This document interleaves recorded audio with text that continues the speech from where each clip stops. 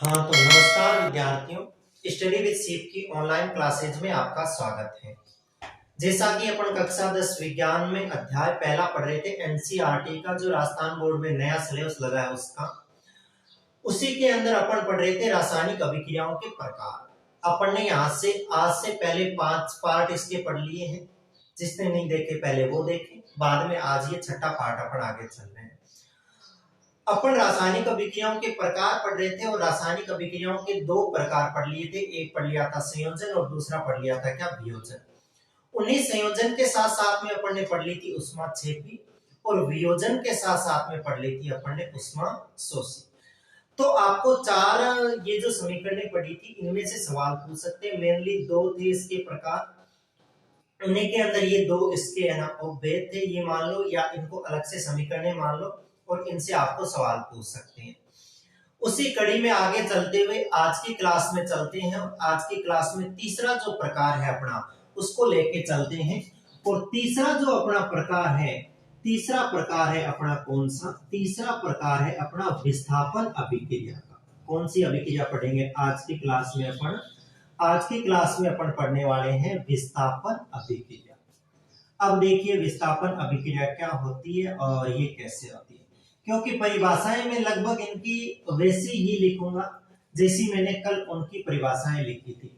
और जब उनकी लिखी थी तो मैंने बताया था कि है ना परिभाषाएं सारी लगभग एक जैसी होती है, सिर्फ उस नाम का मतलब समझ लो।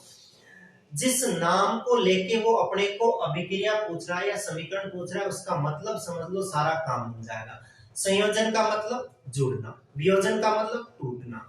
विस्थापन का मतलब क्या होता है, विस्थापन का मतलब होता है उठ के जाना, कहीं से एक जगह से उठ के दूसरी जगह चले जाना। फिजिक्स जब पढ़ेंगे अपन उसमें पढ़ेंगे विस्थापन क्या होता है। विस्थापन होता है कि एक स्थान से दूसरे स्थान तक जाने में तय की गई दूरी जो होती है विस्थापन। इसका मतलब एक जगह जहां अपन खड़े हैं वहां से दूसरी जगह चले जाए या वहां से हट जाए तो वो क्या कहलाता है, विस्थापन कहलाता है। तो ऐसा ही इसके अंदर होता है, इस समीकरण के अंदर कैसे होता है देखना। जैसे मेरे पास में देखो ये है Fe, मेरे पास में क्या है Fe यानी क्या है फेरस, आप जानते हो अच्छे से, ये नया नहीं है। Cu क्या है, कॉपर है, आप अच्छे से जानते हो। और इसके साथ SO4 लगा देता हूं तो ये कॉपर सल्फेट बन जाता है। अब होता क्या है देखना, मैं उदाहरण के माध्यम से आपको समझाता हूँ, फिर इसकी परिभाषा लिख के और इनके उदाहरण अच्छे से समझाता हूँ। ये इसने Fe और ये CuSO4 है, ये क्या करेगा, ये वाला यहां से उठ के यहां आ जाएगा और यहां से इसको हटा देगा। क्या करेगा, मतलब ये वाला इसको यहां से क्या करेगा, विस्थापित कर देगा। इसलिए तो विस्थापन नाम पड़ा। कैसे विस्थापित कर देगा देखना, इसकी जगह कौन ले लेगा, Fe ले लेगा। ये लो Fe, ये SO4 तो अपनी जगह पड़ा ही है और ये Cu क्या हो जाएगा, अलग हो जाएगा, Cu अलग निकल जाएगा। तो हुआ क्या इसके अंदर देखना, इसके अंदर ये हुआ कि ये जो Fe था, इस Fe ने क्या किया, इस Cu को विस्थापित कर दिया। इसलिए ये अभिक्रिया कौन सी बनी, विस्थापन। इसकी जगह इसने खुद ने ले ली। अब ये तो है नहीं कि इसने इसको जाके बोला कि भी तू यहां से हट और मैं जाके बैठूंगा वहां पे, हट जाएगा क्या, नहीं हटेगा।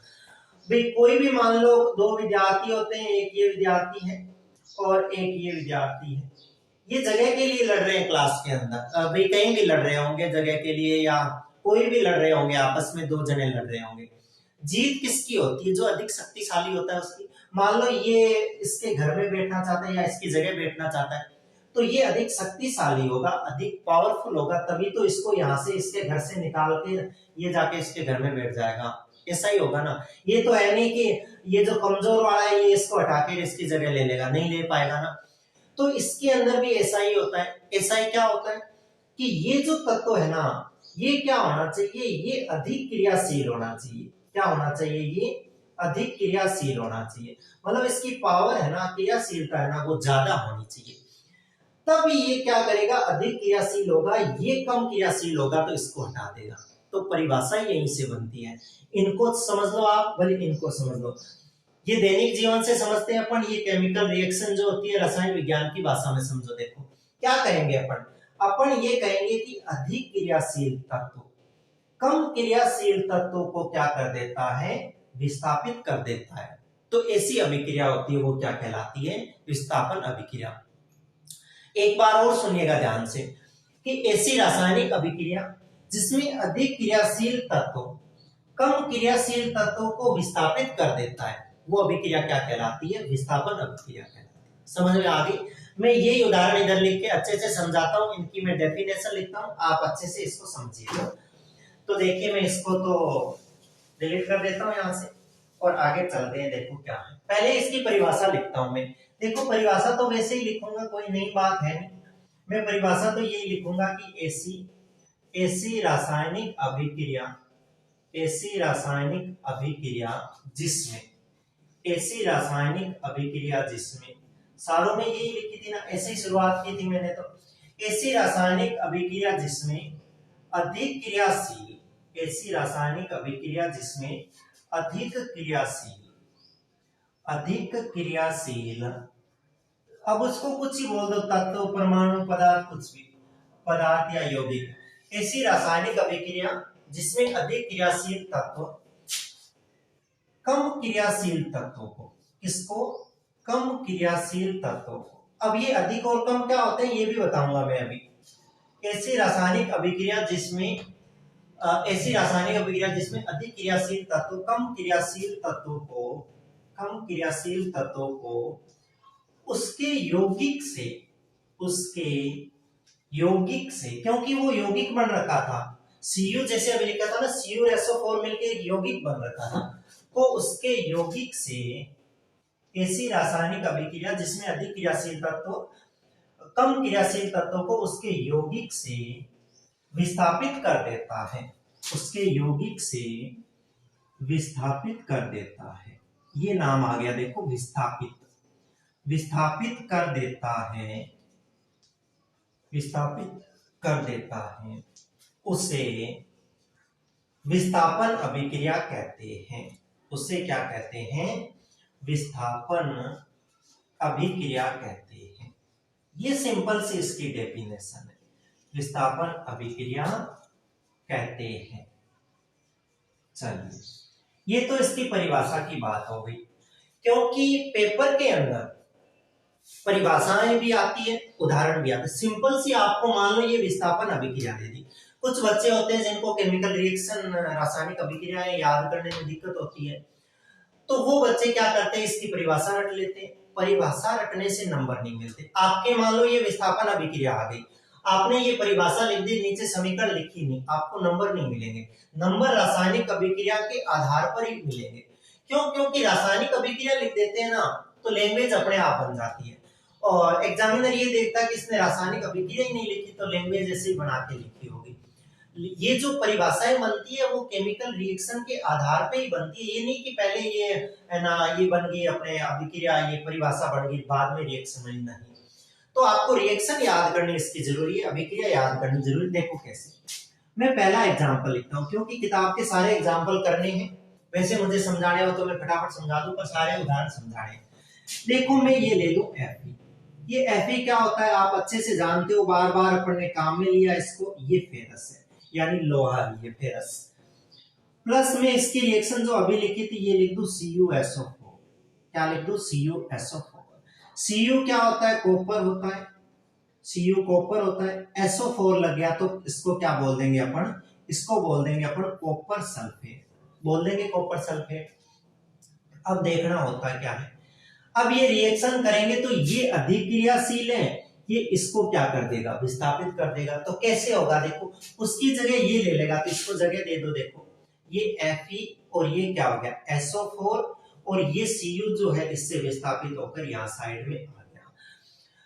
तो देखो जहां ये कॉपर सल्फेट का यौगिक था, यहाँ पे क्या बन गया? ये Fe क्या बन गया? यहाँ पे Fe बन गया फेरस, और SO4 क्या बन गया अपने पास में? सल्फेट बन गया। तो ये क्या हो गया? यही हो गया यहाँ पे फेरस सल्फेट। ये कॉपर है आप जानते हैं, वो फेरस से लिखने की जरूरत नहीं है। अब इस समीकरण को कंप्लीट करने के लिए अवस्था लिख देते हैं। ये सॉलिड अवस्था में होता है क्योंकि लोहा। ये कॉपर सल्फेट जो होता है इसका जलीय विलयन काम में लेते हैं, तो इसलिए इसको Aq लिख देते हैं। ये भी इसका विलयन बनता है, तो इसलिए इसके भी पैरों में क्या लिख देते हैं? Aq लिख देते हैं। और ये कॉपर होता है, ये सॉलिड होता है, ये S लिख देते हैं। सिंपल सी रिएक्शन थी, समझ में आई? कुछ ही नहीं था इसके अंदर। ये नहीं आई तो एक बार और समझो। देखो दूसरी रिएक्शन में लिखता हूं, दूसरी रिएक्शन में लिखता हूं, देखो क्या लिख दूं दूसरी रिएक्शन लिख दूं मैं क्या, पीबी लिख दूं। पीबी क्या होता है, कल भी बताया होगा मैंने, पीबी क्या होता है, लेड होता है। लेड होता है, इसकी रिएक्शन में किससे करवा दूं, इसकी रिएक्शन में करवा दूं किससे, CuCl2 से करवा दूं, कॉपर क्लोराइड से करवा दूं। ये Cu क्या है, कॉपर, और ये Cl2 क्या है, क्लोराइड। ये सूत्र कैसे बनते हैं मैंने आपको पहली क्लास में बताया था। आपको अगर ये समझ में नहीं आते हैं तो आप पहली क्लास को देखिएगा, इसमें से जाके आपको समझ में आ जाएंगे। क्यों, क्योंकि देखो यहाँ तो ये CuSO4 क्यों बना, क्योंकि इसकी भी संयोजकता 2 होती है, इसकी भी 2 होती है, 2 कट जाते, लिखने की जरूरत नहीं होती। यहाँ पे देखो क्लोरीन जो होता है उसकी तो 1 होती है, क्योंकि वो तो कितने नंबर पे होता है, वो तो 17 नंबर पे होता है, 17 नंबर पे होता है। इलेक्ट्रॉनिक विन्यास भरते हैं तो अपन क्या होता है, 8 और 2 10 आ जाते हैं, एक में 7 होते हैं, एक ही होती है, और इसकी संयोजकता 2 होती है। इस वाली यहाँ लिख देते हैं, उसकी वहां लिख देते हैं, ये बन जाता है। अब देखना यहाँ से क्या होगा, ये यहां से रिएक्शन करेंगे तो क्या होगा, देखो पीबी आके इसके साथ में जुड़ जाएगा, किसके साथ में, ये बन जाएगा क्या, पीबी, और यहाँ पे इसकी जगह लेके ये क्या हो जाएगा, PbCl2 बन जाएगा। प्लस साथ में क्या बन जाएगा, देखो PbCl2 बन गया, और यहां से क्या बन जाएगा, ये कॉपर बन जाएगा। तो ये PbCl2 बन गया, तो इसको बोल सकते हैं अपन क्या, इसको बोल सकते हैं कि ये क्या बन गया, ये बन गया लेड क्लोराइड। क्या बन गया, ये लेड क्लोराइड बन गया, और ये क्या, यहाँ पे कॉपर है ही। तो अपन इसकी अवस्था लिख देते हैं, तो ये लेड जो होता है ये सॉलिड होता है, ये कॉपर क्लोराइड जो होता है वो इसका जलीय विलयन होता है, ये लेड क्लोराइड बन जाएगा, ये भी इसका क्या होता है, जलीय विलयन होता है, और यहां से ये हो जाएगा जो ये भी क्या है, एक तरह का सॉलिड है। तो अपनी बुक के अंदर जो ये एग्जाम्पल दे रखे थे, इन एग्जाम्पलों के अंदर अपन ने क्या किया, ये एग्जाम्पल अपन ने समझे, यहाँ पे पीबी और ये जो Fe है ये क्या है, ये अधिक क्रियाशील है, इसलिए ये क्या कर देते हैं, ये जो कम क्रियाशील कॉपर है इसको क्या कर देते हैं, ये विस्थापित कर देते हैं। ये आपको समझना पड़ेगा। एक उदाहरण और है बुक का, तो उसको भी देख लीजिएगा। जैसे मैं एक और कम क्रियाशील लिख दूं, कोई भी लिख दो, देखो कोई भी लिख दूं तो उसको बताऊंगा मैं कि उसके साथ में रिएक्शन नहीं हो पाएगी। मैं मेरी मर्जी से लिख दूं, कोई भी लिख दूं, जैसे मैं जैसे यहाँ पे लिख दूं, या क्या लिख दूं, Au लिख दूं, Au सोना होता है, और इसकी रिएक्शन करवा दूं मैं CuSO4 के साथ में। अब ये रिएक्शन हो नहीं पाएगी, क्यों नहीं हो पाएगी, इसकी अपन आगे चर्चा करेंगे। अपन कौन कम सक्रिय है, कौन अधिक सक्रिय है, उसकी मैं इसके बाद में बताता हूं, उसमें पता करेंगे अपन। क्योंकि ये क्या है, कम क्रियाशील है, ये ज्यादा क्रियाशील है, ये इसको विस्थापित कर ही नहीं पाएगा। मैं एक बार के लिए ले लूं, आप समझने की कोशिश करना, क्योंकि किताब का उदाहरण ले लेते हैं अपन। किताब में उदाहरण ले लेते हैं तो जिंक ले लेते हैं, जिंक अधिक क्रियाशील है, इसके साथ में वही मैं क्या ले लूं, CuSO4 कॉपर सल्फेट ले लूं, और ये कॉपर सल्फेट ले लूं, तो देखो क्या होगा, यहां से वो सेम ही बात, यहाँ Zn क्या किसकी जगह ले लेगा, कॉपर की, तो ये बन जाएगा क्या, ये बन जाएगा ZnSO4, और प्लस में साइड में कौन निकल जाएगा, विस्थापित कौन हो जाएगा, कॉपर। तो देखो ये सेम ही, यहाँ तो कॉपर सल्फेट ही है, ये जिंक है, आप समझते ही हो।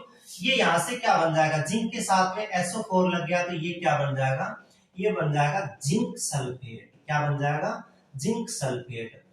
ये कॉपर है, अवस्था लिख देता हूं तो इनकी ये सॉलिड है, ये जलीय विलयन है तो Aq लिख देता हूं, ये भी जलीय विलयन होता है तो इसको Aq लिख देता हूं, और ये जो होता है ये सॉलिड है तो इसको भी क्या लिख देता हूं, S लिख देता हूं।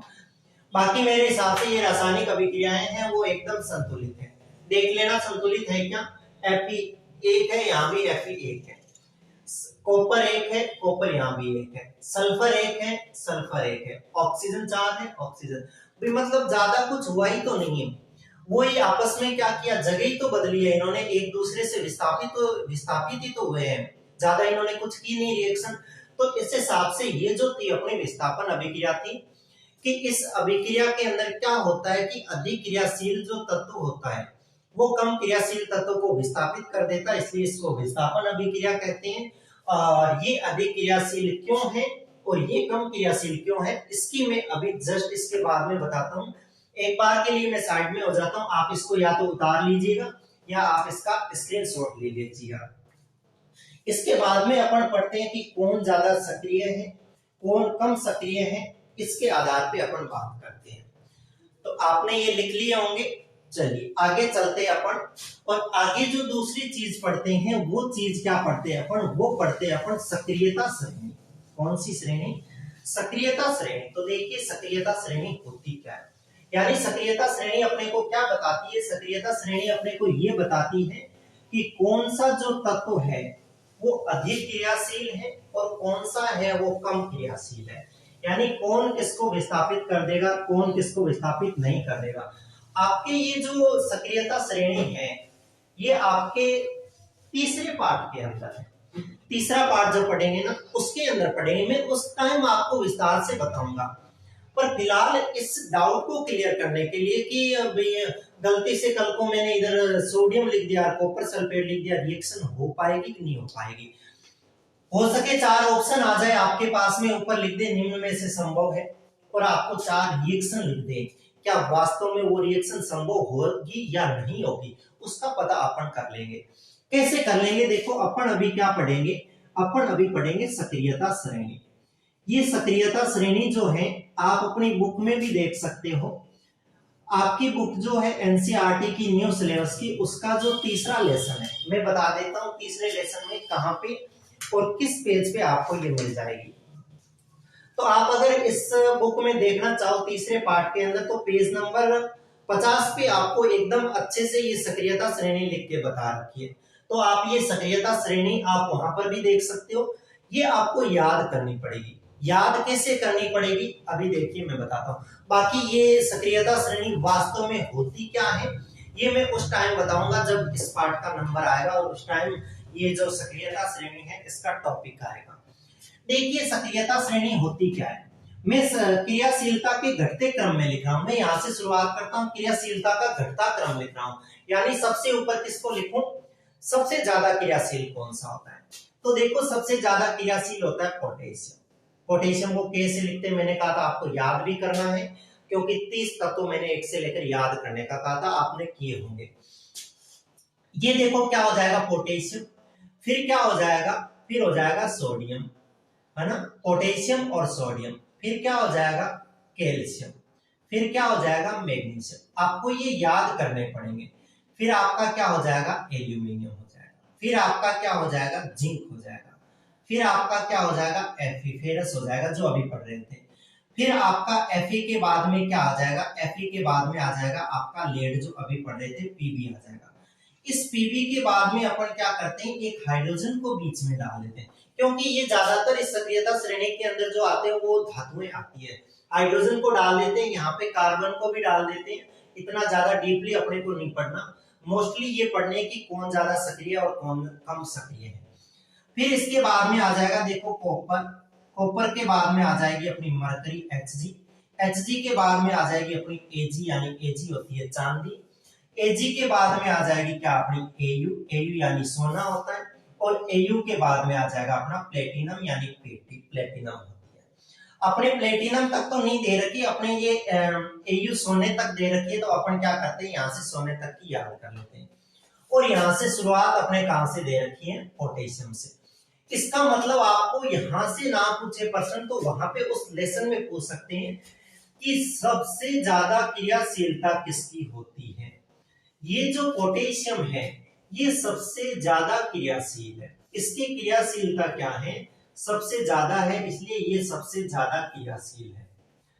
तो फिर आपको ये बात समझनी होगी कि इनमें से किसी भी यौगिक के साथ में कोई भी तत्व मिलकर यौगिक बना ले और उसके रिएक्शन अगर इसके साथ में करवा देंगे तो ये 100% उसको अपने यौगिक से विस्थापित कर देगा।